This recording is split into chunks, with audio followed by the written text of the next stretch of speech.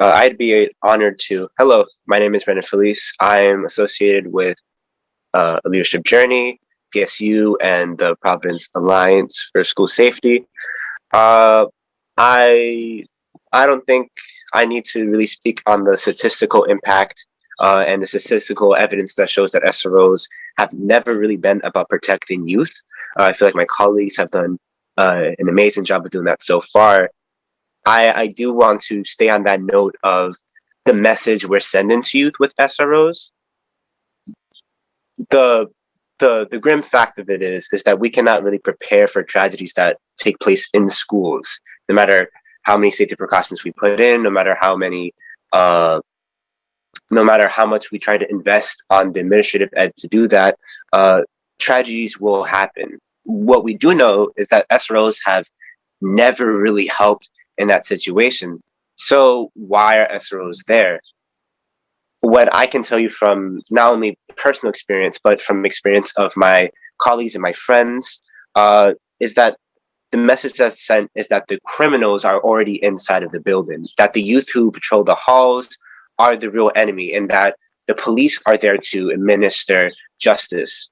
Uh, and that really affects how a young person sees themselves and sees their capital, because school is supposed to be a place where people can grow, but SROs serve as a constant reminder of what the rest of the world views these Black and brown students as.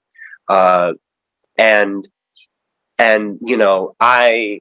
I still have grievances with my school system, but at the Met, our safety team isn't equipped with weapons. Our safety team talks to us. We learn their names. They learn about our experiences. I've had altercations myself, and instead of potentially being arrested and potentially having a record that impacts the rest of my life, which we know that the second a student is arrested, they're more likely just to drop out, become unemployed, and incarcerated. Uh, Instead of that being my future, I've had people take me aside, learn my perspective, and try to build me into the person I am today.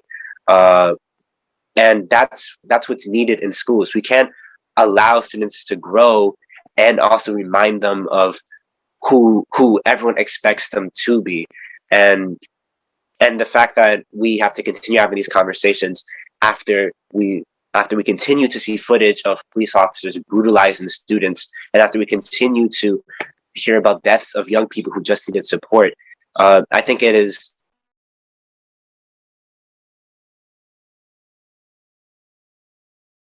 the time of ignorance, and it is your job in policy, especially since policy is how we begin to shape the stories we tell about our community, to finally take a stand on this issue.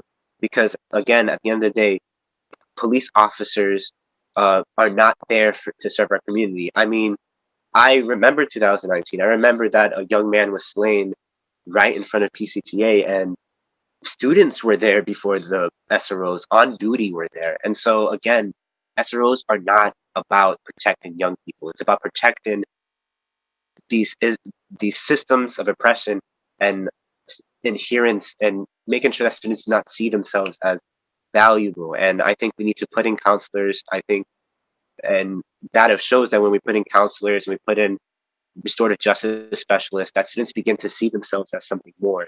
And so I'm calling on to, and we're all calling on to make sure that students actually see themselves for who they deserve to. Thank you for your time.